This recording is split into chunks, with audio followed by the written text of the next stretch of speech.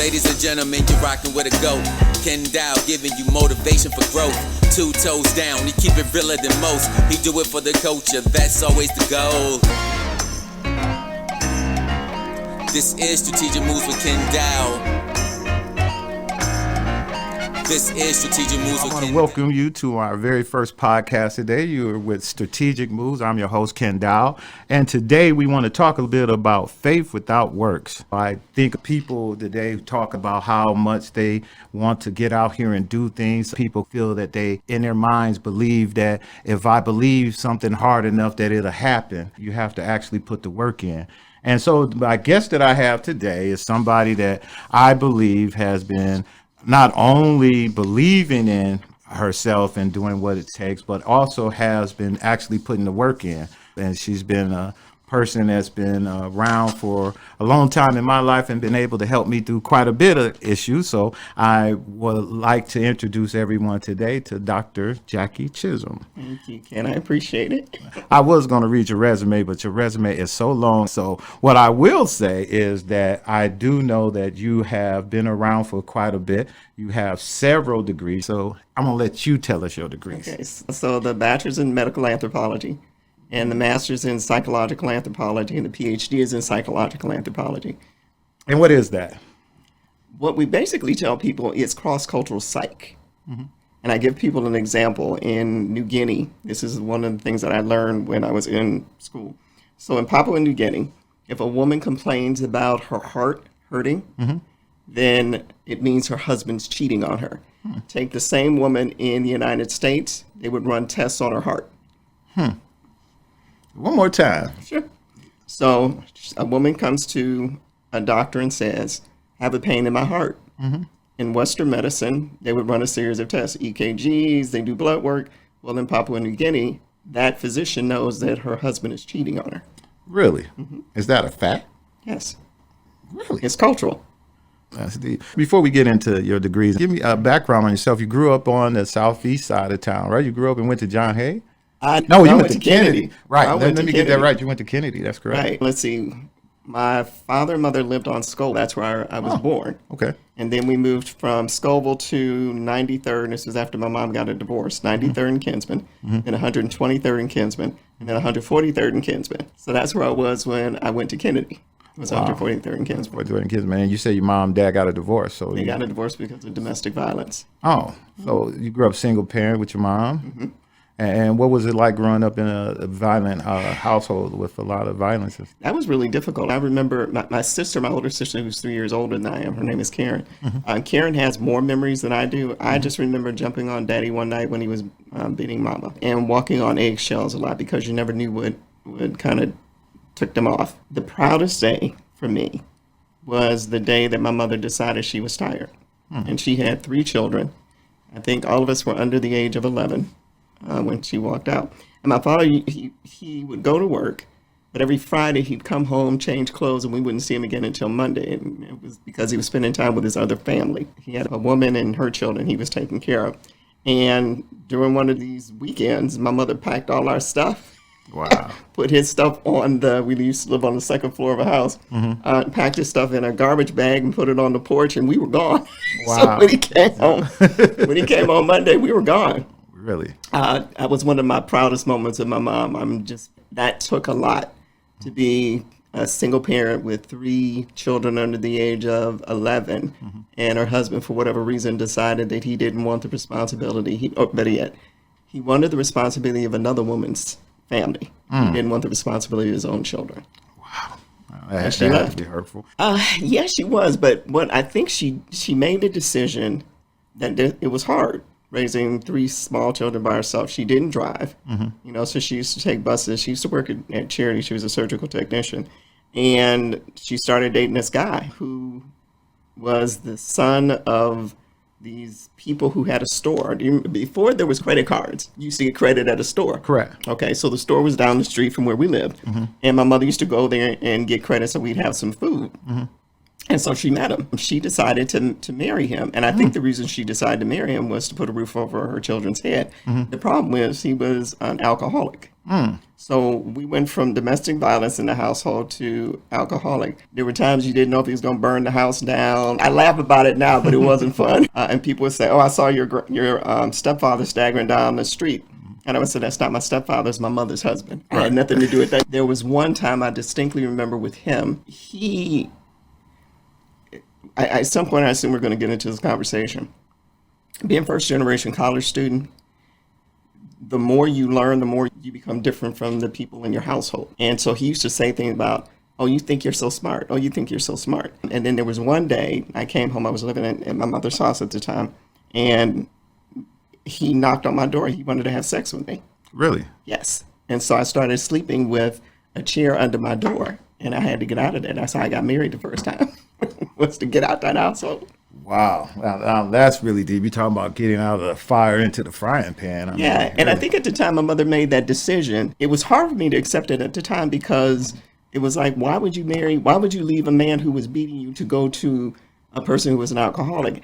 And at the time, my thought was she thought she could control him. And the reality is that, no, she couldn't. But given her circumstances, my father wasn't paying child support. When they got a divorce, he had a lawyer, she didn't. And so I think he only had to pay $10 per child per week, and couldn't figure out how to do that while he was traveling, doing stuff. And I think he said, her second husband said, "I will buy you a house." And she said, "Okay." And I think that was her, if I were being fair to my mother, because at the time it was hard being fair when you knew that you're bringing an alcoholic into the household with 3 girls. But if being fair to my mom, I don't think she felt she had any options. And that was her best option. And so he did what he said he was going to do. He put a roof over her head. But it came with all these other things that she had to deal with. So how long did y'all deal with that? Until she died. Really? Yeah, she died at the age of 53. And 3 weeks later, he was remarried to somebody in Tennessee. I know. And then what I heard, it's one of those things, being careful what you wish for. So he apparently was going down to Tennessee periodically to see his woman. And so 3 weeks after Mama died, we literally just put her in the ground, her body in the ground, and he was on his way to Tennessee. So I heard that she was a school teacher or a principal of a school, and he used to come to her class drunk. And God knows my heart. First thought I had was, see, that's what happens when you do stuff like that. But eventually, a lesson that I learned from him. He had cirrhosis of the liver. He should have died, but instead he buried my mother. And it's not his fault that my mother died. She had a heart condition. But my mother the whole time kept saying, she kept thinking that he was going to die first because he had cirrhosis of the liver. So when she wrote her will, the will was, if she died, she got everything. If he died, she got everything. She didn't think she was going to die first. So when she died, and she didn't tell us what the will, she kept telling us, if anything happens to me, he's going to sell the house, he's going to take half, and the other half that you all will get. It's not what she put in her will. And so it's always, number one, the Bible says, be careful about digging ditches. Right. Because she dug that ditch thinking that he was going to fall in it, and she was one that did instead. That had to be a crazy experience growing up. It was so chaotic. Growing up with those kinds of experiences, but number one, with domestic violence in the household, but then an alcoholic who eventually starts approaching me. I just wanted peace. I wanted stability. College for me, school for me was stability. I used to say, as long as I could get to class, I was blessed to have some phenomenal teachers, people who supported me. And that's from elementary school through college. That was my haven. A book was my haven. I used to go to the library and sit on the floor and read all these books. I would take 8 of them home and I would hold up in my room because that was my like I said, my haven. I knew early on, and part of it was because my mother kept saying education was important. That's all she preached was education. And part of that was because in her household, my grandfather didn't believe in educating his children, especially not his girls. She wanted to be a nurse. He wouldn't pay for it. She became a surgical technician because she went through a program. And so they paid for it.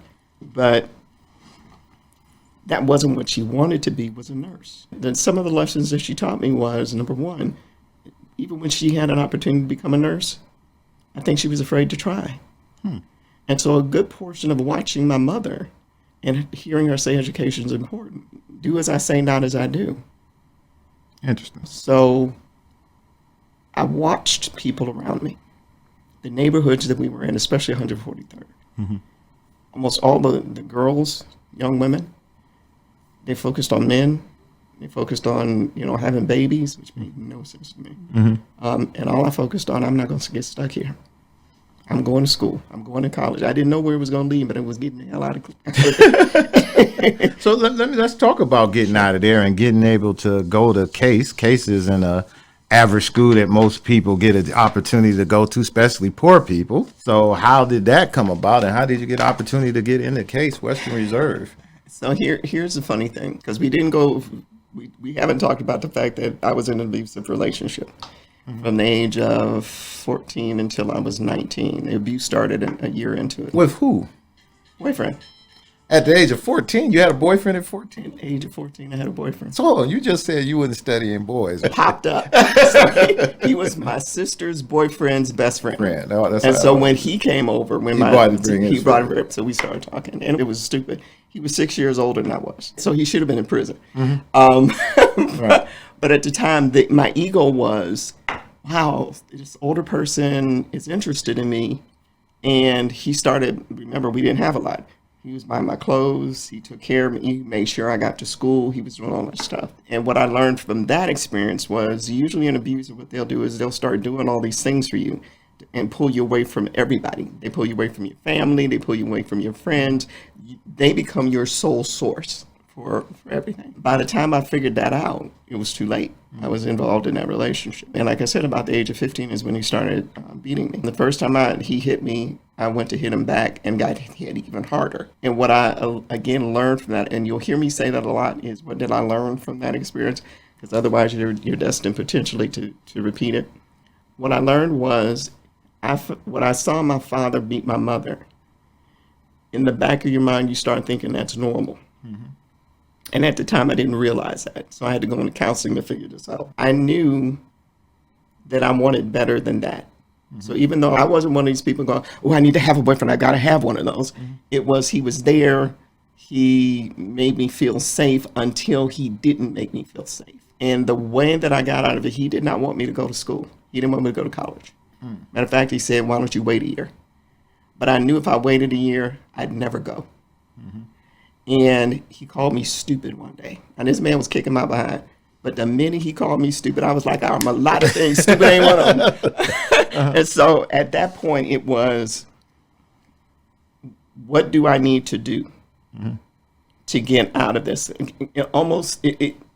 You get to the point where you start saying, how did I get here? How did I wind up here? So you ask the question about how did I get to Case? When I was 9 years old, remember we used to go on these field trips. All right, so we went to the orchestra. And I looked across the street and Case was there. And I didn't remember this until I was at Case, when I was a student at Case. And I looked across the street and I said, what is that? And an adult said, that's Case Western Reserve. And I said, I'm going there. I got to Case because that was the only other place I wanted, the only place I applied. My counselors kept saying, you need a backup school. There's no guarantee that you're going to get in the Case. And I was like, they don't know me. I'm going to Case. I eventually, because they told me, I did apply to Cleveland State. But I only wanted Case. Now, if you were to ask the question why, I have no answer for that. I just knew I'm going to Case. If I'm staying in Cleveland, I should tell you I'm a little on the bougie side. I don't know. But my attitude had always been, if that is the best place to go, I won't go to best. I won't go there. Why wouldn't I? Okay. So I applied. And they turned me down. I got this flash letter. Another story real quick. There was a teacher named Kennedy. And it was the major work program. And I was in the math class.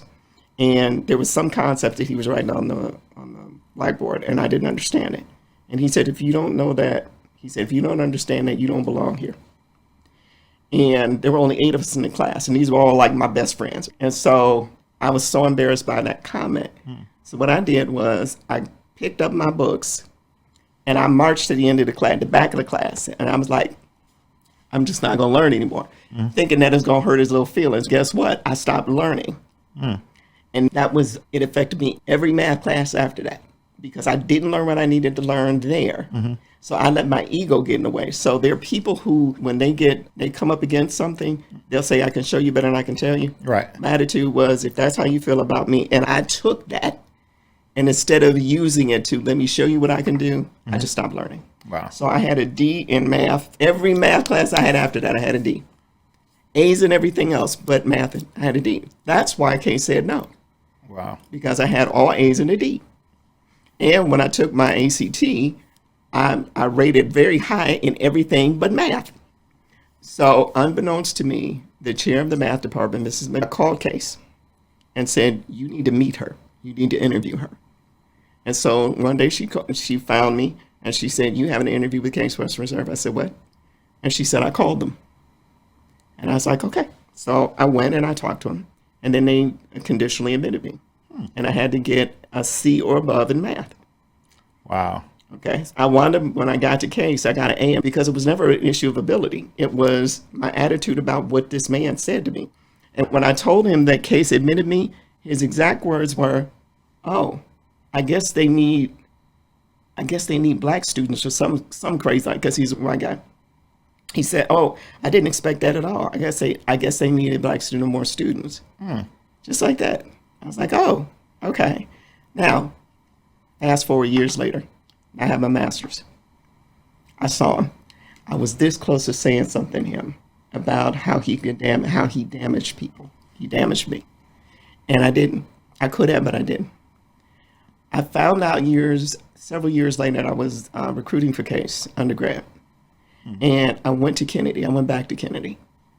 And I told the story, didn't put a name to it. And a student came to me afterwards and said, was that, and I'm not going to use his name now, was that? And I said, it is. The person said he did the same thing to me. In that moment, I wrote a letter to the Department of Education for Cleveland Schools and said, you have known for years that this man is a problem. I said, and I gave him the example of what happened with me and the fact that I went back to the school 20 years later. Wow, and he's still And there. this man, and the damage that he's done, I think they allowed him to retire. But they knew. There's no way they didn't. I know that guy because he damaged me. I messed up to the A. Yeah, just I still ain't got unconscionable. over my education because of that. Unconscionable. But the bottom line for me was Case was the only place I wanted to go. Case Western Reserve. So how did you get there? You got there on a scholarship? You got there, you paid your way? Financial aid. Really? Yes. So after all of that, and he said that you got there because you were black and all of that, you still didn't get no black. It's funny to me because you and I had this conversation. It was funny to me because this would have been during affirmative action. Wow. Okay. And so there were a number of us who were there, but it was only like 3% of the population. Case had 5,000 students. So you're not even talking 500 people. You're talking about 200 or 300 people. Right. There was an acknowledgement that we were there and that we were special. And the reason that there was an acknowledgement was because we were put into a program. And it's part of the TRIO program. It's called Special Support Services. So I was immediately enrolled in that. I didn't have a choice. And I'm thankful that I didn't have a choice. They were phenomenal people. And they were the ones who helped us understand what does college require. And they had already made the connections for us. The problem was Case lost that grant the next year. So freshman year, they were there holding our hands. The next year, they were gone. Wow. And so we're sitting there going, okay, so how do we do this now? And Case is not, it's my alma mater. I've gotten 3 degrees from there. But if you were to ask me what kind of support did they give you intentionally, I would say not much, other than the support service, and that was a grant. And when the grant was gone, that program was gone. So what was the commitment to students, first generation students like me? None. Have you think they got better over the years? No. Really? I don't think so. I don't think so. Do I think that it's intentional discrimination? No. Do I think it is willful ignorance? Yes. I do. I don't know. I don't know. I don't think have they're a thinking hard about us. time thinking that people just don't know. These are the smartest people, right? Yeah, it's not that it's not that they don't know. So let's put it in business terms. Okay. Okay, because you're That's probably where Let's put more it in is business it boils down to at the end. let's of put it. in business terms. Okay. The majority of the students who attend Case Western Reserve are not first generation. Correct. The vast majority, probably 80 to 90% are not first generation. So are you going to gear your resources to the 10%? And the reality is probably not. Now, you would if you cared about all of the students on the campus. Right. You would make provision for everybody there. But I don't think that's what they were thinking. I think they felt like we took care of them because we had this program. We went and got the grant, and the grant allowed us to hire all these folks. And then the grant was, do I think that they did create a minority program, but not every student who's first generation is minority. Okay. Now, majority probably are, but not everybody.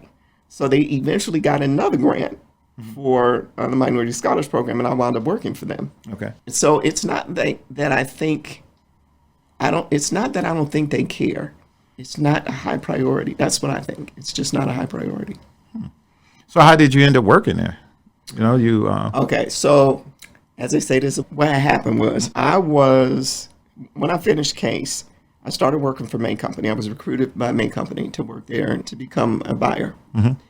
And I hated that job. And I don't mean like a little bit of hate. I hated every aspect of that job. And that's primarily because of the attitude that people had. I walked in the door thinking that we were all there to help May Company make money and all that other stuff. So we were all in it together.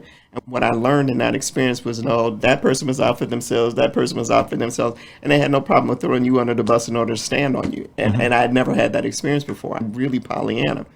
And I wound up quitting. I was pregnant with my first child. My husband and I had gotten married maybe a year and a half, a year before. And I was pregnant, and I was on the verge of losing her because of the stress related to that company. And the doctor said, if you don't quit, he said, you're going to lose your baby. Is that what you want? And I said, no. So I talked to my husband, I quit. And so I put myself through college because as a secretary. And so I knew I had the skill set. So I wound up working for Cleveland Clinic as a floor secretary. And then one day I had been praying. You and I were going to have a conversation about faith. And so one day I was praying and I was like, God, what is it that you want me to do? Because I have this really nice degree from Case Western Reserve that I still owe money on. And I'm a secretary. I didn't need a degree to be a secretary. And out of the blue, this woman who lived in, I think, Minnesota, who used to be my career counselor at Case, called me. She found me and said the Case had this position available as an undergraduate recruiter. And she said, would you be interested in something like that? And I said, I think I would. And my reason for doing it was because I felt like my experiences could be helpful to students that I would recruit. Okay. And so after, I think, 14 interviews. 14 as in 11 people in the room, everybody getting the opportunity to have conversations with you, but 3 different interviews. Then I got a flush letter again saying, I'm sorry, we have really good candidates, but you didn't get it. And then 3 days later, I got a call from Case saying, offering me the position. I said, hold up, wait a minute. So I got on the phone because I knew people at Case. What happened? So apparently the guy that they offered the position to wanted more money than they were offering. And so I was the second candidate. Excellent. And I was like, you know what? I ain't mad. However God gets it to me. Right. So that was the job that I had initially on campus was undergraduate recruitment. Oh, so that's where you did all your recruiting of students and that kind of stuff? For about 3 years. I did that for 3 years. I was the co-coordinator of minority recruitment because remember, when I was there, it was only 3%. Right. When I got there again, it was only 3%, 3 or 4% as an employee. Right. So they hadn't changed. The lady who is the co-coordinator, her name is Linda Steele. Linda and I put together a plan and we're like, this is what we're going to do. And the university had, again, they had gotten a grant. And the grant was to increase the number of students of color on campus. Okay. So we had this program. It was the first 2 years, no loans. And the second 2 years, you would have loans like everybody else, but the first 2 years, no loans. So Linda and I kept telling them, they gave us what they thought we would be able to do to accomplish. And we kept saying, your estimates are too low. We can do that easily. And so the first year we blew through all of their money. And we told them, we told you your numbers were too low. And then as a result of that, so now year 2, which should have been the second year of the grant, they've gone through all that money. And so what they did was cut it in half. So now the university has to put some money in. And so instead of all of the money, now it was half. And by the third year it was gone. The program was gone. Again. This is what I was saying before. Yeah. And I've said this to even people who work at Case. Things cost. It's not enough for you to say that it's important. Anything that's important, you invest money in it. And it's not like they don't have it. They're sitting on $1 billion endowment. That's correct. So if this was really of interest to them, serious about it, they would have endowed it. And they still haven't endowed it. And so being there, what was the best experience you had working there at Case, though? The best experience of working in Case, especially in recruitment, I wound up going into retention later on. It takes a lot to recruit a student, a first-generation student, because the parents they don't know what college is. They need somebody to help them with the paperwork. Ladies and gentlemen, you're rocking with a GOAT. Kenn Dowell giving you motivation for growth. 2 toes down, he keep it realer than most. He do it for the culture, that's always the goal. Giving inspiration through information, providing liberation with conversation, giving fresh insight for elevation, cause he knows this is how we reach our greatness. And he riding with the people of all walks of life, cause we all kinfolk. You're spending a lot of time trying to get them to come. So once they get there, my job was over. Once you make the decision to come, I'm done. But I couldn't be, because I've invested too much time and energy in trying to get the student and the parents to trust the university to trust me. And so I was in the bathroom, and the woman who was in charge of minority recruitment said, I want you to work for me. I said, okay, doing what? And then she said, minority retention. It was perfect timing. Again, it was one of those, okay, God, this isn't working for me. I spent all that time and they're leaving, and then she comes to me. So the best time for me was not so much when the student came, it was when they finished. I don't think they fully understood was I was invested in their success. I think that's where when I got an opportunity to meet you first time, you were at Case. I believe that's what you were doing then, right? I believe. When you and I met, I was the director of community relations. You was director of community relations. When I met you, you were with, you was doing that. I was working for Sabre Scott then, Right. and I was helping her, and she was the councilwoman in Ward 8, and I remember us going over there, and she wanted to meet you, and she was so happy after she met you because you had just became Dr. Chisholm at that time. And I remember that whole day she just kept talking about how happy she was and how excited. So she went to school with you guys, right? So Sabre was there a year before me. So so that program is talking about support services, special support services. They gave us peer counselors. Sabre was my peer counselor. Right. Excellent. Yeah, so she was a year ahead of me, and she was a person who was like, okay, you need to know this, you need to know that. So she was almost doing what you were doing. Exactly. Okay. All Exactly. right. That was good because she was very excited. I remember that whole day. That's all she talked about. Yeah, she's part of my success. I mean, she made it easier for me to transition to college. Shouts out to Sabre for Absolutely. that. That was really good. I want to transition a little bit into this Rock and Roll Hall of Fame, and because that's where me and you had a good opportunity to work together. So going over to the Rock Hall, how did that happen? I knew that it was time for me to leave Case. I didn't know what the next step was going to be. And I was praying about it. I just said, okay, God, is this it? Was there more? And I literally heard at my desk that I needed to get ready to move. And I did like this. I looked around and I said, okay, God, look, every time in the past I thought you wanted me to leave, you promoted me. I said, I'm not unhappy about the promotions. Don't get me wrong. I said, but I'm just going to wait until you tell me what get ready to move means. So I'm going to say maybe a few days later or something like that, I heard in my spirit, start cleaning your hard drive and take stuff home, take stuff off the wall. I was like, oh, you mean move? And I'm going, oh, we're going, where we going? So God said to me, get in touch with 3 people in a particular order. And so for the first person that I was to get in touch with was the president of Emory College.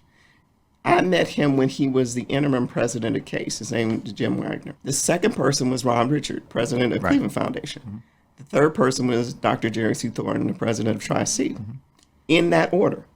So I called Jim and I said, Jim's a Christian. I said, Jim, God told me to call you. He said, okay, hold on. Let me get a pad and pen. Let me take some notes. Okay, so at the end of it, he said, I think you should consider becoming the executive director of a nonprofit. I wasn't thinking about it. My plan was to become the president of a community college. I said, Jim, I know God told me to call you. So if that's the word that you have for me, I'm open to a nonprofit. The next person I met with Ron Richard. I didn't know what Ron believed one way or the other. I didn't know his belief, so I didn't go there when God told me to call you. So at the end of the conversation, I'm sitting there going, okay, God, I did what you wanted me to do, and you just keep moving. So the next day, I got a call from his vice president of human resources and said that Ron wants me to include you in a search. She said, now, I need to tell you that we're already, the last two candidates, but I'm going to send you the job description. And she said, look it over and see what you think. So I read it, and I did like this. God, I'll do it if you want me to do it, but it wasn't anything that made. And then the third person was Dr. Thornton. So again, I didn't know what her belief, her spiritual beliefs were, so I didn't go there with her. I just said, I believe it's time for me to leave Case, and I don't know necessarily what the next step would be. So she read my resume. She made a suggestion about a section that she wanted me to include. And a few days later, I got a call on a weekend. And my husband said, Dr. Thornton is on the phone. I said, stop lying. And he said, no, really, it's her. Wow. So I looked on the caller ID and it said Cuyahoga Community College. So I pick up the phone. I go, hello? And she said, hi, Jackie, it's Jerry Sue. Did I get you at a bad time? I said, no. Because the whole time I'm going, why is she calling me? She said, I don't know if you know this. She said, but I'm on the board of the Rock and Roll Hall of Fame. She said, there's a position that we believe Terry should have. And I think you'd be perfect for it. She said, do you know Terry? I said, everybody knows Terry. So I get off the phone, and I'm sitting there going, okay, God, why would I go there? I don't even like rock and roll music. The whole thing was like, it made no sense to me. So I got in touch with Terry, and I said, Terry, Dr. Thornton tells me that there's a position that you all are thinking of creating. Do you have a job description? Terry's response was, no, it's in my head. I said, okay, do you mind if I get on your calendar? Let's do a debrief. So at the end of the conversation, and I'm a planner. Again, I'm not sure if we talked about that. I am a change agent. I like putting stuff together. So at the end of his conversation, I went home, and now I've got all these ideas in my head about what it could be. So I wrote the job description. I put together 3 different org charts. It could be this, it could be this, could be this for Terry. We talked for about 5 months. And I think it was because it wasn't Terry's idea. It was the board who wanted Terry to create that position. He needed to be comfortable with the role and then me in the role. Okay. So 5 months in, Terry calls me and offers me the position. That's how I got there. But it wasn't that I said, oh, I can't wait to work at the Rock and Roll Hall of Fame. God said, do this. And he told me, get ready to move. So that was the first indication I needed to do something, getting ready, the preparation for it. The second part was, God, I don't understand why you had me to talk to Jim and then this process. And what I heard in my spirit was it was important to talk to Jim because had Jim not said a nonprofit, I wasn't thinking nonprofit. I was thinking college, staying in college and higher ed. So Jim, it made me think differently. Right. To the possibility of something different. Then when the Ron Richard, the Cleveland Foundation part didn't work out, I was like, again, okay, God, what was that about? Again, looking for the lesson in it. And the lesson at the time that he told me about was Noah and the Ark. And the lesson in that was, if you remember the story, he sends out a bird, I think it was a raven. First time it comes back because there's no place for it to land. The second time it brings back some leaves or some twigs. And God said to me, he said, the Cleveland Foundation, that particular position, he said, consider that twigs in the water. It's not the thing, but it tells you that you're on the right road. So that by the time Dr. Thornton says to me, Rock and Roll Hall of Fame, I now had this process to switch, go from I'm only doing higher ed to I'm open to a nonprofit. This isn't the nonprofit, but it confirms that I am on the right road to a nonprofit. And then Dr. Thornton then says, Rock and Roll Hall of Fame. And then that door opens. God had to get me there because I would have completely ignored it had it not been for that process. I know you had a lot of great times there, and we got a chance to rekindle our relationship there. I had worked on Ted Strickland's campaign for governor, and I think it was Jeff Resnick called me up and told me that the Rock and Roll Hall of Fame was considering bringing on, I guess they were renewing their contract for lobbyists for them. And you guys, actually, I'm going to say I believe what happened. Okay. I believe what happened was they were going to pick this other company to do it. And I believe you helped me out a little bit, and they got me in on the contract too. No, I did help you out a little. That's what I would say, because they didn't know who you were necessarily. Exactly. And I kept saying, no, he is extremely well connected. Yes, and because you were the local right, lobbyist. exactly. And then we had a state lobbyist, and then we had a federal lobbyist. Federal lobbyist, and I ended up working with Ed Hogan and Derek Clay. That's right. Yeah, and me and Derek Clay still working together right now. Really? Yeah, we still work together right now. Yeah. And we worked on that campaign together, had an opportunity to work on that, did some great stuff. You gave me a chance to go to the greatest party ever in my life. I have never been me and my wife went to that party, and when you walk in there, you just see everything. You're just walking around, wow, where did they get these guys coming from the ceiling from? Like, what is all of this? I've never been to a party like that before, and never been back neither. So anybody out there will give me a ticket, I would love to go. I know you missed that. I missed the induction ceremonies and any other parties. And this year was Jay-Z was there. Oh my gosh, Jay-Z, LL Cool J. Yeah. So I was there, but not where I normally would have been. At I exactly. Yeah. Because remember that night we hung out. Yep. And we hung out with Tone Loc, out of all people. The guy made Funky Cold Medina and Wild Thing. But we did get a chance to hang out with a celebrity. I miss those are the kinds of experiences that I miss. Let me say it this way. I knew I was privileged. Mm-hmm. I was the only black person in a senior position. When I got there was another person who was a vice president. Mm-hmm. Shortly after I got there, he left. But I was the first African-American female VP at the Rock Hall. And I knew sitting in the seat that I was privileged. I knew, but having said that, I also knew that there was a responsibility for sitting in the seat. Mm-hmm. And I'll talk a little bit about the stuff I miss, and I'll come back to the sitting in the seat.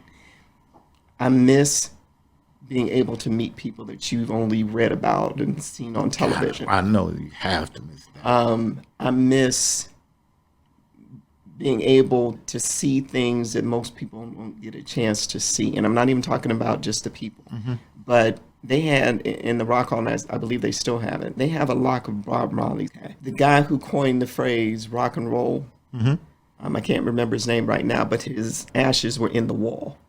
Oh, I remember we talked about that. What was his name? Alan something? Alan Freed, right. That was the whole thing about that, you're right. Yeah, it was, or periodically, I would meet people. The only time I've ever met Don King was at the Rock Hall. And he was with he was with an inductee, but I didn't know who the inductee was. So I would usually get the call for special guests for the Rock Hall. I'm not talking about performers. Those people, usually the curator would normally get those calls. But anybody who was like a special guest or VIP or something like that, I would get that call. So I got the call that Mr. King was at the back. And when I got to our security area, Mr. King wasn't there. There was another guy there. His name was Lloyd Price, and Lloyd just passed this year. And so Lloyd said, well, I'm here for Mr. King. He and Don King were very close friends. So he said, I just want to make sure everything was okay. And I was like, okay. And so then Mr. King walked in the door, and this man is like huge, and I'm not even counting the hair. But so I welcomed him to the Rock Hall. I walked him over to Terry's office. And there was some kind of event that afternoon on the center stage at the Rock Hall. And so Terry gets up and he says, and we're honored to have one of our inductees here. And I'm looking around and go, who? And it was the guy who was with Don King. Wow. Lloyd Price. So Lloyd Price, when 1950s, he was huge. He had several hits, but one was Lottie Miss Claudie, Personality. So I'm sitting there going, oh my God. That was an inductee. And I wasn't mean to him or anything like that. I was very gracious. But I told him, I said, Mr. Floyd, I said, if I had, known, Mr. Price, if I had known that you were an inductee, I would have, welcomed you back to your home. He said, oh, yeah, don't worry about it. He didn't care about those kinds of things. I met Aretha Franklin. And I've got pictures with a lot of these people. Morgan Freeman, favorite story. It was, I had just gotten to the Rock Hall maybe a week or two before, and they had an event. And I get to the hotel where they're having this event, and the person who works for the Rock Hall says, if you go to the right, our board members are there. No, if you go to the left, our board members are there. If you go to the right, Morgan Freeman, where are you going? I went to the right. And another person who's real tall So I'm waiting in line to receive in line, and he's very gracious. And next thing I know, I say, hello, welcome to Cleveland.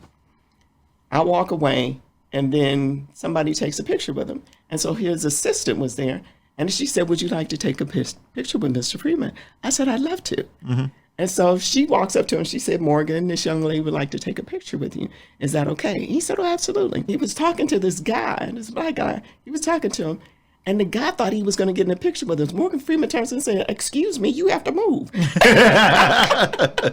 So when you see the picture with me and Morgan Freeman, I have a grin from ear to ear. He is like my new best friend. All right. So a few weeks later, or maybe a few days later, someone who was taking the pictures shows me pictures that he had taken with other people. I was the only one whose picture he was in, and he and I were smiling at each other and laughing. It was like one of the best. And I just got into the rock.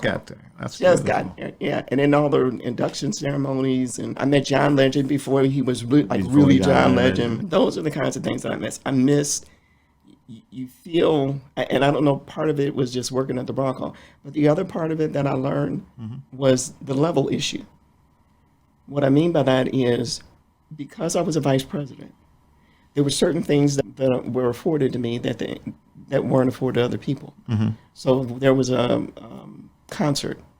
I was expecting to be, if not in the front row, second, third, fourth row, or on the main floor, or in a place of honor, if you want to call it that. And again, I recognize the privilege of that. And I never took that for granted. I recognized that this was a moment in time. It was going to last for however long it lasted.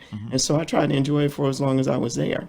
It's totally awesome. There's a lot of good work there. That archive that you were able to put together there, that was what, $13 million or so? $13 million project. Yeah, but let me tell you how I got that. I was minding my business, and two people were standing in front of my office, and they were arguing. And so I don't believe in doing that. Let's figure out a solution to the issue. So I said to the two people, gentlemen, would it be helpful if I interview everybody to find out what they believe to be true and what part they want to play or need to play in this? And Terry gave me the responsibility for doing that because I volunteered to do it. So I did put a quick report together, said this is what everybody understands, this is what, okay. Terry then comes to me and said, this is like strategic planning, which was my responsibility there. And so next thing I know, he hands me this project. I knew like that much about construction. But what I believed to be true was, because I was a person who liked building, that we'd figure it out. And like I said, me and God, we figured. And so I'm very proud of that. Every time I drive past, I go, that's my building. I can tell you something else you should be very proud about. And I tell people this. I didn't recognize or thought about it until recently. I flew to Atlanta. And when I was coming through the airport, me and Dorinda was walking through there, and I saw the Rock and Roll Hall of Fame in the airport. And I told Dorinda, I said, and Dr. Chisholm put that Rock and Roll Hall of Fame in this airport, and nobody will ever give us credit for it, and nobody would never say anything about it, because there's going to be a lot of people who are going to say, oh, no, it was me who did it. But I really remember we had again, Jeff Resnick. I'll give shouts out to Jeff. He had called me up. He had a contract with British Airways, I believe, who was doing the actual service out there, management of the service of the airport. And at that time, he had asked me to find minority businesses who may want to open up businesses at the airport. And at that time, I took him to Bubble Baker, who used to play football, because he had the rib joint. We went to Hot Sauce Williams. We went to all these places trying to get people to come out and do business at the airport. And I ended up calling you. And I said, Dr. Chisholm, the Rock and Roll Hall of Fame is not out at the airport. You sure did. I remember that now. I said, the first thing people should see when they come into Cleveland should be the Rock and Roll Hall of Fame. And it's still there. And I called you, and we hooked you up with British Airways, and you guys put that together. And that's how, and I want the listeners and everyone know, that's how the Rock and Roll Hall of Fame got out to the airport. It was because of Dr. Chisholm and Kenn Dowell. And Jeff Resnick, who hired me to get it on, but we put that thing there, and that's how that thing got there. I've forgotten about that. There were so many things that we were doing, and Ken, you and I both, our commitment is to do what we can to bring the resources that we have available to us to the community. Yep. That's all we cared about. Yep. And so when you made that call, and I completely forgot about it until you just said that, it was, and you pitched the idea of people should see us. And that's the thing, again, it goes back to business. Exactly. That's what they said, yes, and it's still there. It's still there. No, I forgot all about that. And it didn't dawn on me because me and her was walking through there, and I looked at her, I said, you know what? Forgot all about that. I said to Brenda, nobody will never believe this, but I put that thing there. And it's all over the airport. And I said, nobody will never believe it. Nobody will never say nothing. But I did that. And so that was one of the things. And I'll tell you something else that we talked about. And recently I drove down there to the rock and roll just out there on the port, and I looked and seen how they done rebuilt everything down there and put up the stage down there and everything. And I remember me and you, I had another brainstorm one night, and I came up and called you and said, hey, I got an idea. I said, we ought to go in the back of the Rock and Roll Hall of Fame.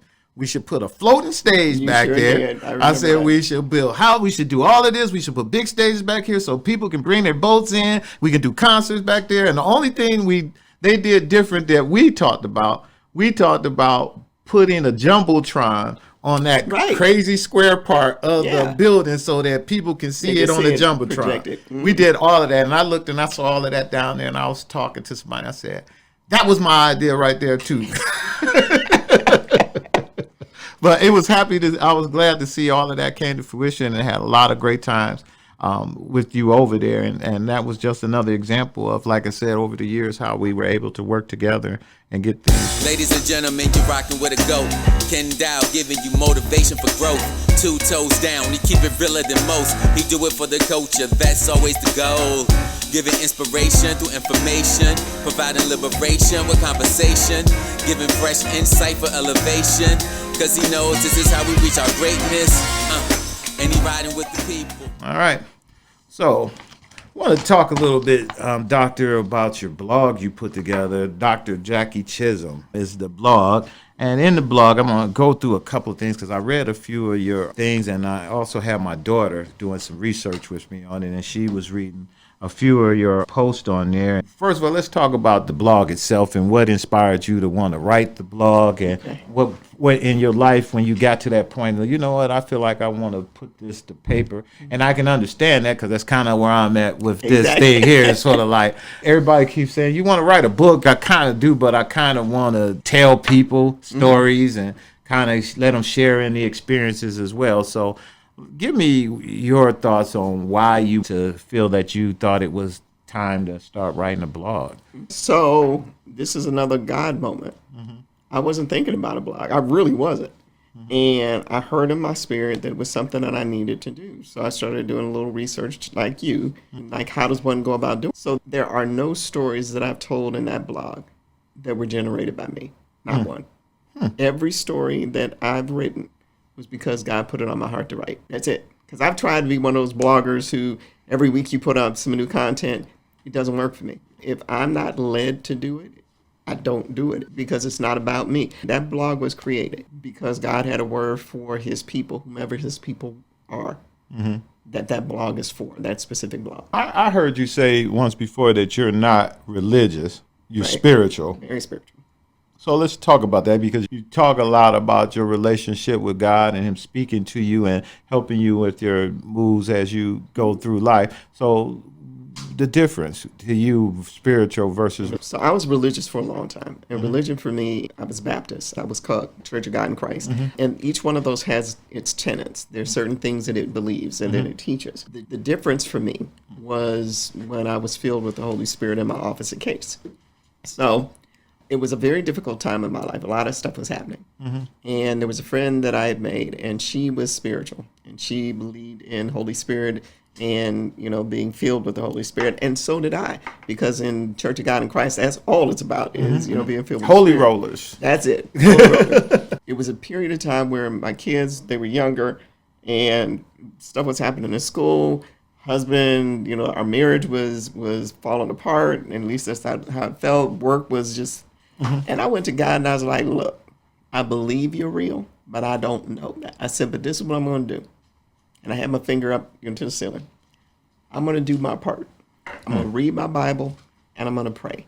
And if you don't prove yourself to be God to me, I will know that you are a figment of my imagination. Just like that. I got to a point, everything in my life was problematic. Everything seemed to be falling apart.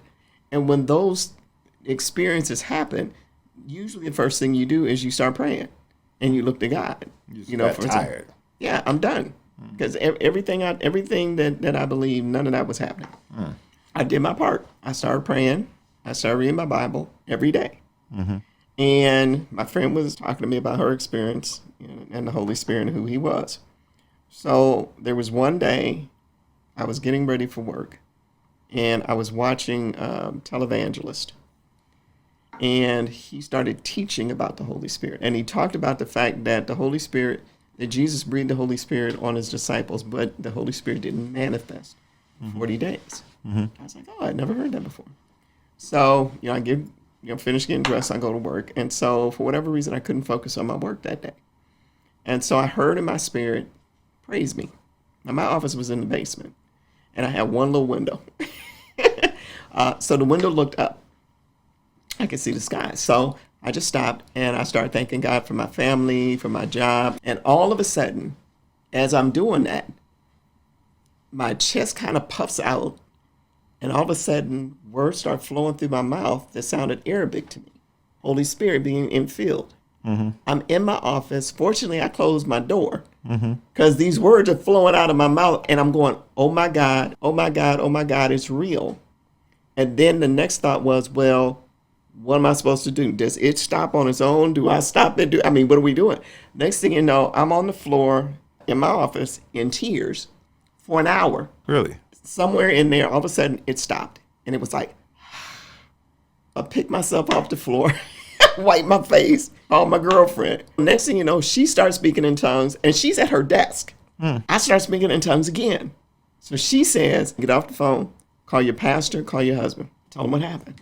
So call my pastor. My pastor said, oh, that's nice. Let me know what happens, which is not what I expected. I expected my pastor to say, now that that's happened, Right. Let's tell you what this is about. So the difference to me, in answer to your question, my religion was what I learned in the book.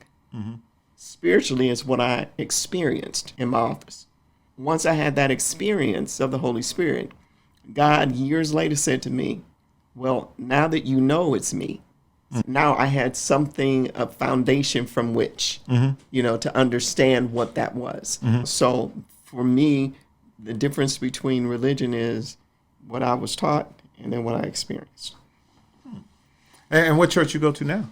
So I am a proud member of the Olivet Institutional Baptist Church. No, Reverend Coven. That's right, Reverend Coven, Reverend Dr. Coven. Another thing that you talked about in your blog was why you wrote the blog and getting into that. So give me a little bit of why you thought it was time now to actually put it to paper. Because the way God has a tendency to talk to me, the reason that I'm Dr. Chisholm was because God told me that I needed to get a master's degree. And on the way to getting a master's, I found out at the comprehensive exam that I had to take that if I high passed it, I would be automatically admitted to the PH.D. program. Initially, the reason I went to Case was to become a physician. So I looked up and said, wait a minute, is that the kind of doctor you wanted me to be, God? Then, almost every position I've had in the last 30 years is because God directed me to it. Same thing is true with the blog. At the time, I was like, okay, God, you want me to do it. And what I realized was if it is God's project, he'll tell me what to write. And he'll tell me when to write it. And so I only write when God gives me a word. And if he doesn't give me a word, I don't write. This one is one that I liked here. I personally can relate to I'm in the room. We often compare ourselves to people around us who might be 2 steps ahead or in front of us. I like that one. My daughter really liked that one also because it made me even think, from my experience, I've been in the room a lot. Yes, you have. And there's a lot of people who might say, I don't belong in that room, and I've been in there. And I can relate totally to how many steps in front of them, how many steps in front of me they are, and I sit back. But I kind of get over that. They can go front, but they still always have to come back. It's funny. Years ago, I used to complain about the fact that I was the only, person of color in the room. Right. You and I had this conversation. And I used to complain about that all the time. Why am I the only black person? Or you get tired of being the only black person. Because people have a tendency to treat you like you're E.F. Hutton. Right. That you speak for all black people, Exactly. and you know you don't. Exactly. But I said this to a friend of mine, and she said she complained to her son about the same thing. And her son said to her, God must trust you if he keeps putting you in that position.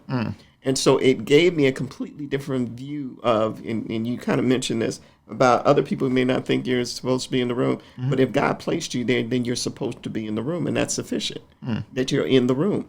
So the way that happened, I had been selected to participate in Leadership Cleveland. And it was because my boss, Terry Stewart, was the one who nominated me for Leadership Cleveland. I didn't get in the first time. And my ego was like, well, you know what? I'm not going to do this anymore. So one of the exercises was the one that this is based on. Okay. I can't remember her name, but she had all of us in the program. There was 50 some of us. And we were in this large room. So we all started at one wall. And the goal was to walk to the other wall. But in order to do that, you could only get steps based on answers to a question. So it would say everybody who has a high school diploma, take 1 step. Everyone who has a college degree, take 2 steps. Everyone whose parents have a college degree, take, And so she would keep saying these things, and for every time it was true for you, you could take as many steps as she indicated. Well, I only took 7 steps. Wow. I was closer to the front, the start, than I was to the end. And in that moment, I was like, dang. I mean, there were people who could have walked through the other wall. Wow. Right, with all of their experiences and all the things that they had going for them. Literally, and there were like 4 of us who were still close to this wall. And I was like, oh man, look at all the privileges I didn't have. And the Holy Spirit said, but you're still in the room. They had all of that going for them. And they still managed to be in the same place at the same time you are right now. Wow. It was catalytic for me in terms of the thought of, so God, what you're saying is, I don't need all of that in order to get where you want me to go. I need you. Every door that's been opened is because God opened it. There are doors that were closed that at the time I didn't understand why they were closed, but so thankful that they were. And so I've learned over time, my prayer has become, Father, open the door so wide that I can't help but know that's where you want me to go. And if it's not where you want me to go, close the door, change the lock. So I will not try to force my way in. And I've been really good about that probably for the last 30 years. You know, that I trust that God has my best interests at heart. What was one of your favorites? I'm going to tell you the one I think it is. Okay. I like this one here. Okay. It was the Art of Maintaining Your Crown. I figured that's the one you was going to say. I like that. The Art of Maintaining Your Crown. Yeah. The Burden of Leadership. The Art of Maintaining Your Crown. I got my glasses on, that's why. I now feel that I'm ready to cultivate some old ground in a new way as a result of my experiences over the past 5 years in a C-suite leadership position. Yeah. So basically you're saying that you're ready to tackle some of your old stuff with some of the new stuff that you learned. Is that what you were trying to say with that? So, I'm writing a book. Okay. And the book is called Lessons in Leadership, Notes from and for the Journey. Okay. And so when I was talking about that, it was, God told me years ago, he talked to me about Hansel and Gretel. The part that resonates with me is leaving breadcrumbs. There are a lot of us who go through life without paying attention to how we did it. And I talked earlier about the lessons. For me, it's very important to learn the lesson, to understand the lessons that I'm learning, because God told me that I was going to have to explain it to somebody else. So every place I've been, especially in the last 30 years, since I now have an understanding that my life is not my own. So when God said my life was not my own, the degree that I have, the degrees that I have, and while it's wonderful to hear the bios and everything, when I got the PhD, he said, it's a ministry tool. Don't make it more than that, because where I'm sending you, you're going to need one of those. So when you have that kind of mindset, that all of the wonderful experiences that I've had is because God put me there for a reason. And so I live my life for such a time as this. I'm here for such a time as this. I'm at Step Forward for such a time as this. I'm on assignment. And so the blog is an assignment. I look at the blogs and all the other things that you've been through in your life. Hell, even some of the stuff you dealt with in your childhood coming up. It seems like all of that prepared you for the biggest challenge in your life. I heard you say once before, one of the biggest upsets or things that really forced you to dig deep was going through this situation that you went through with, I'm going to call it COGC Yeah, no, because it was that's COGC what it at the was. time. Right. It was an article written by Mark Namick back in January of 19. Chisholm Challengers was formidable. The agency, which has $40 million taxpayer-funded budget and provides numerous services for the poor, has been in a decade of controversy related to abusive salaries, expenses, patronage, ineffective board directors. It also got into where it says that several times the leadership of that organization was using a lot of patronage and using its political weight and others to get things done. We knew about some of the stuff that happened with the former president beforehand, and then just what you went through in order to try to do that. The reason why I picked Faith Without Works,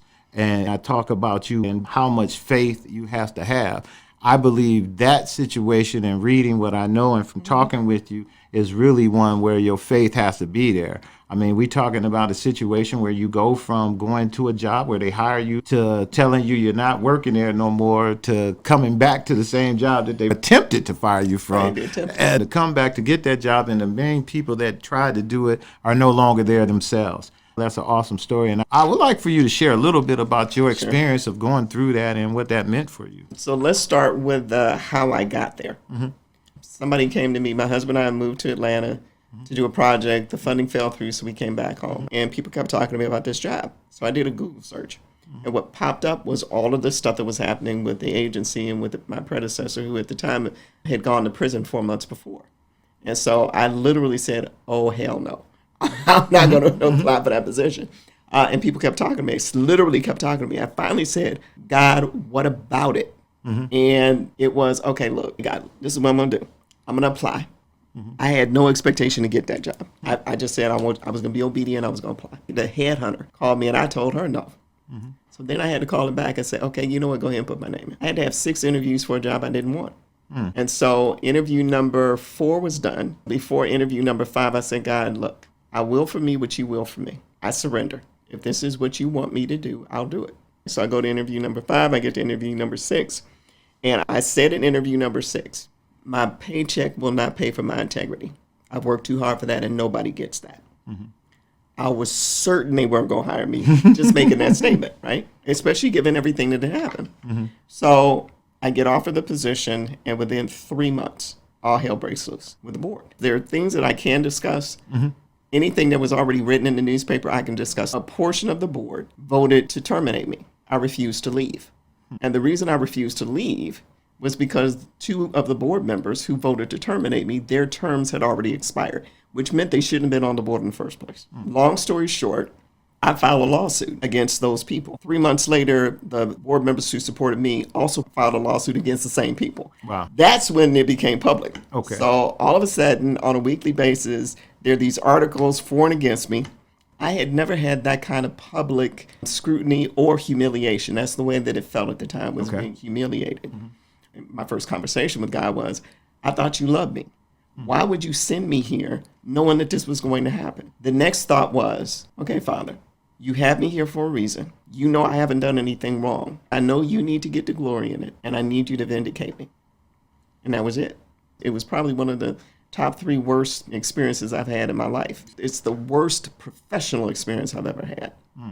But going through it, God gave me grace. And it was important to go through all the other stuff to get to that. And I didn't know that at the time. Again, it goes back to the lessons that you learn.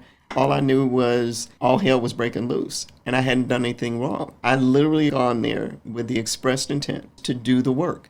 Community people need the services, and I tell our staff this all the time. It doesn't matter what door they walk in. We've got 10 different Head Start sites. We've got 4 neighborhood opportunity centers. We serve, I think last year, 42,000 people through our HEAP program. Doesn't matter what door they walk in. When they walk into any of our doors, they're here for help. And that's our job. Right. And if we're not going to do that, then close the door, get the money to somebody else. That was my mindset. We're here because there's a work we need to do. That's why it was important for me to stand up and say no. The not adhering to our bylaws jeopardizes the agency and its 501c3. And if that is jeopardized, then our funders are not going to give us any money, which means we have to cease operation. That's why I did that. And it's because God sent me there to do the work. So when it was all said and done, and just the way it all worked out, Jackie Chisholm couldn't take any credit for that. That was all God. start to finish. Now, while I had faith, at the end of the day, there was still work that needed to be done. What people fail to remember is there wasn't any land that they went into they didn't have to fight for it. Right, exactly. So even though God gave it to them, they still had to fight. So God helped me understand that just because I give it to you, that there's still a part that you need to play. And so I understood that going into this situation. Now, I'll be the last person to tell you that was easy. I'd be the last person to tell you that I ever want to do that again. No, no, no. But we go through that period of time. As a result of all of that, we have, for the most part, almost a completely new board. We've diversified the board. Because of COVID, we've gone from a $40 million company to a $140 million company. The state trusts us in a way that they didn't trust. The feds trust us in a way they didn't trust us before because we're transparent. We do what's right. Because at the end of the day, the power that is more important to me to do the work is God needs to be pleased. I usually try to err on the side of what is the right thing to do here. Because at the end of the day, for me, I can justify doing the right thing. You may not agree with it, but I try not to have my ego in it because I recognize I'm on assignment. And as soon as God said that the assignment is over, I'm looking for the next assignment because it's never been about me. It's never about me. And I'm clear about that. And I realize that leadership is a responsibility, but it's a privilege. And to be a good leader, in my estimation, is you have to be a servant leader. And that's the phrase that's been coined by somebody else. I am only in a leadership position because God put me there. Which means that there's a work that I'm supposed to do while I'm sitting in this seat. He trusts me with sitting in the seat. I never take that for granted. Let's move into step forward. You changed the name. The organization went through a name change because you wanted to make the name easier for people to understand what you guys are doing. So let's talk about the name change. Why step forward? So during my interview, I suggested that they change the name. Really? And the reason for that is because the Council for Economic Opportunities in Greater Cleveland, it's a mouthful. And a lot of people knew us as CEOGC. But in order for you to understand who we were, the history, is I have to take you back to 1965 and the Economic Opportunity Act. That's where part of the name came from. So I had to spend an inordinate amount of time trying to help people understand to situate the name. And ideally, any good name is to be aspirational. It should say something. It should have some directionality to it. And that name didn't. It was just, and we didn't even have a logo. The challenge is there's history there, right? It was difficult. But we went through a strategic planning process. We hadn't had a strategic plan in 14 years. And in my estimation, you really need to understand who you are and where you're going. So I could keep doing stuff. I could tell you what I thought we needed to do as an agency, but that doesn't tell you where we're going. So as a part of that process, the consultants talk to our staff, our current clients, and potential clients, people who are eligible to receive our services but for whatever reason don't. Every one of those came back with, they should change the name. So we went through that process, and shout out to a woman named Susan Pufflia. So Susan was the one who walked us through a day-long process. What does this organization do? What does it mean? What are you trying to do? And she was the one who came down to that name of Step Forward, and it was perfect. And to be honest with you, initially when she told me about it, I was like, no. Right, yeah. Because it seems so basic. You're like, oh. She showed me a position paper. And when you walk into our offices, you see this on this huge poster now. Right. And if you go on our website, which is stepforwardtoday.org, there's a video. I've done the voiceover, and it's the whole script. And it talks about someday you'll do this and someday do that. And it said, it's time to step forward, where someday starts today. And as soon as I read that, I was like, got it. Got it. I understand what that means. And it's easy. It's easy to remember, but also it tells people our job is to help you step forward from where you are to where you want to go. That's our job.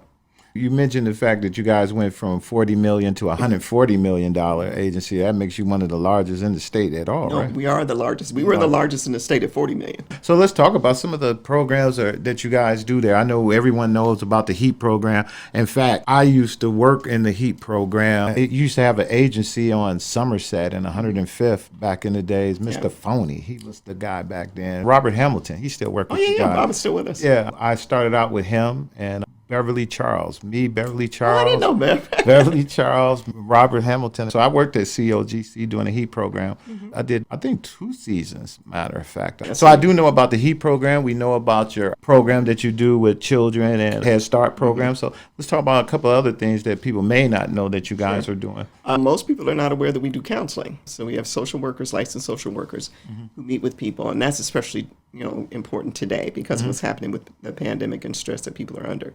We really weren't in the rental space. It was CHN Housing Partners that was mostly doing the rental assistance and things like that. So now we do rent, mortgage, water, and sewer. So those are things that we didn't do in the past. What about the mortgage program? You have to be income eligible. Income eligible. So, We're not just the city of Cleveland. Really? People just assume that we were city of Cleveland because most of our sites were in the city of Cleveland. So we've expanded to make sure that we're covering Cuyahoga County. That was one of the other issues. It made sense when we first created. Most of it was poverty in Cleveland mostly. That's not true anymore. Poverty moved into the suburbs about 20, 30 years ago, and we didn't move with it. So we just opened up a new office in Middleburg Heights, and we're looking for an office in, I think, Euclid. So we're just trying to make certain that we're covering Cuyahoga County. So mortgage, as long as the funding is available, we can do mortgage assistance. You would apply online, stepforwardtoday.org. Go to that particular tab, and everything is on. It's an online process. I remember hearing you talk before, and you mentioned that when you was growing up with your mom and programs that you guys would even apply for. Have they did anything to do better with these income regulations on any of these programs? So I will say that because of pandemic, they've raised the eligibility. Okay. So a lot of the programs were you had to be 125% of poverty. Now they're 200%. We're trying to make those permanent because the poverty indicators, they haven't changed in like 30, 40 years. So even though more people are in poverty, if I make $1 too much, you're not eligible. Right? Now, that's not true in Head Start. So in Head Start, the federal government allows us to take 10% of our allotted number of students. They can be over income, only 10%. So we have 2,700 and 2,800 children that we can serve. So only 280 of those can be over income. The vast majority have to be income eligible. But that's really the only program. Every other program, if you're not income eligible, you can't participate in it. When we talk about the programs that you guys got there, is there any program, I know that you guys do a teaching program where you help with jobs and try to help folks. So workforce development.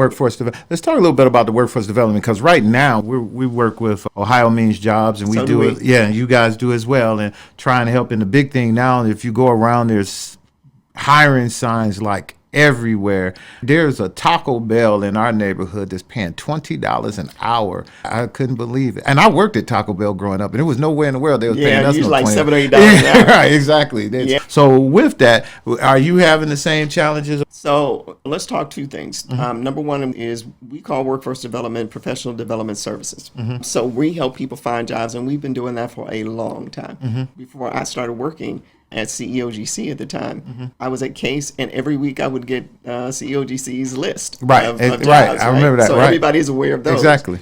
And then we have our own problems within the agency. So we need teachers. The Head Start program, there are classrooms we can't open because we don't have enough teachers. So many of the people who do Head Start are committed to, they like little people. They like little children. Dr. Wilson, who's in charge of that program, she likes going to the site so she can get what she calls knee hugs from the kids.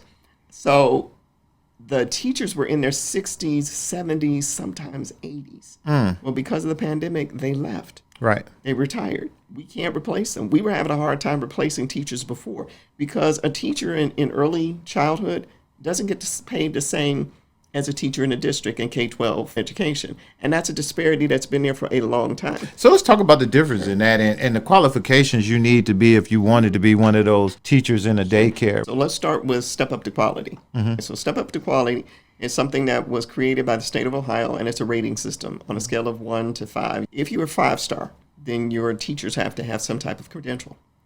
If you are operating a daycare, the thing that I believe that they have to have is a CDA. It's called a Child Development Associates. It's not an associate's degree certificate, but I think that's the minimum qualification for a person operating a daycare or what we now call an early child center.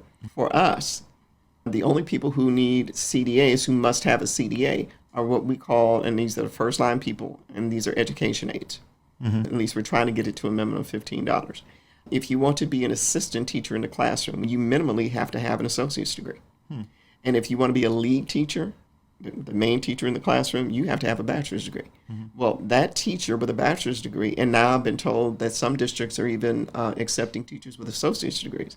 So if they make 18 to 20 with us, a district can pay them 25 to 30. So we're losing teachers, not just the ones who retired, but we're losing our credentialed teachers to districts. Everybody's having this issue. Wow. And as far as the workforce development, everybody's bemoaning, like, where are the workers? It's not like, people didn't disappear. Right. That many people. Yeah, people didn't disappear, but everybody's looking for workers. And like you said, they're paying $20. I know we've lost at least one teacher to Amazon. Okay. Yeah. Wow. Because Amazon is paying what, $15 an hour, $1,000 bonus. Now that I believe that teacher came back because they didn't realize how hard they had to work at Amazon, right? Versus working with our kids. And it's not like teaching is an easy thing to do, but the impact is so much greater. Again, going back to what I said before about when I was a case, I love seeing somebody succeed. Can you imagine being the teacher of a 4-year-old? Oh yeah. Who still remembers you? You're not going to get that Amazon. There's not a person who's going to wait. When you get your Amazon box, they go, oh, I wonder who packed this. Right. You're not going to do it. Whereas in education, I can name you the teachers. I can name elementary school, middle school, high school, college. I can tell you who the impactful people were. So we're looking for good people like that, people who care, who are passionate about making a difference in somebody's life. But the bigger picture is none of us know what's going on with these jobs. We have all these jobs available. We work with people who are interested in getting jobs. We prepare them for the interview. We help them understand what it means to have a full-time job and the responsibilities. It's not as important to us for you to get the job, but we want you to keep the job. Right. My mother didn't apply for these programs. My mother applied for welfare, and they said she made $5 too much. And the story I told you was I only saw my mother cry twice. And the first time was when she lost a dear friend of hers. And the second time was the day she got the letter that said she made $5 too much, and she didn't know how she was going to pay, feed her family. And that's all I heard her say. And that's part of the reason that she married an alcoholic, because that was a way for her to feed her children. With first step forward as of now, other than employment, is there any other big challenges on the forefront that you see going on with the vaccinations and people lack of? In March of this year, made a decision to require that anyone who works directly with our clients be vaccinated. So we did that in March, long before everybody did mandates and all that other stuff. We mandated it. Our board approved it. Then when President Biden came out with his mandate in September, then that just captured everybody else who wasn't doing direct service. So at this point, we're 92% vaccinated in our agency. I'm really proud of that. We have, I think, 4% who've asked for either a religious or a medical accommodation. And a medical accommodation could be something as simple as I'm pregnant. My colleagues downstate, this has been a major issue for them. Because if you are in a red part of Ohio, that, my body, my whatever, they're not interested in getting vaccinated. They don't believe in masks. They don't believe in any of that stuff.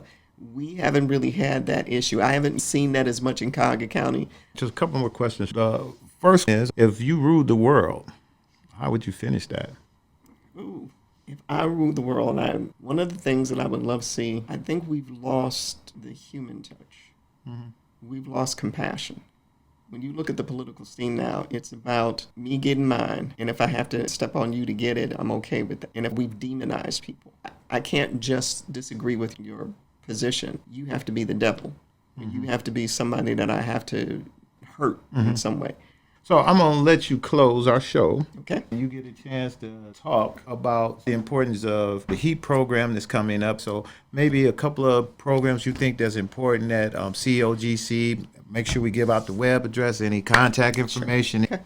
First, let me thank you for this opportunity, because when you called me, I was shocked. No problem. So I thank you. Thank you. I'm privileged to be the CEO of Step Forward. So number one, I would want you to know that we're here for you. For anybody who needs our help, we're here. So it's not just a Head Start program. We're still enrolling for that. And all the information you can find on stepforwardtoday.org on our website. If you're interested in finding a job, our job is to help you find a job. If you need counseling services, this is a stressful time for a lot of people. We have licensed social workers who are more than happy to help you through this. Ken mentioned the Home Energy Assistance Program, HEAP. The Winter Crisis Program began November 1st. Again, just go to our website and you can find out all the information and you can apply online. And then finally, for emergency services.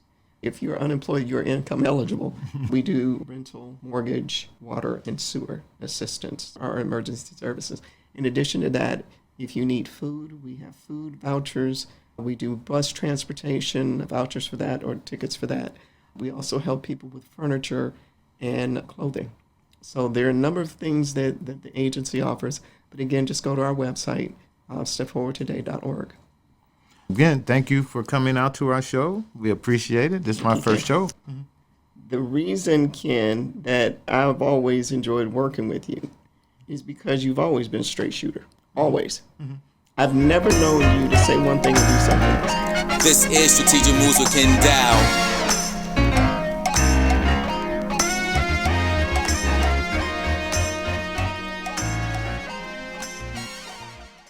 Ladies and gentlemen, you're rocking with a GOAT. Kenn Dowell giving you motivation for growth. 2 toes down, he keep it realer than most. He do it for the culture, that's always the goal. Giving inspiration through information, providing liberation with conversation.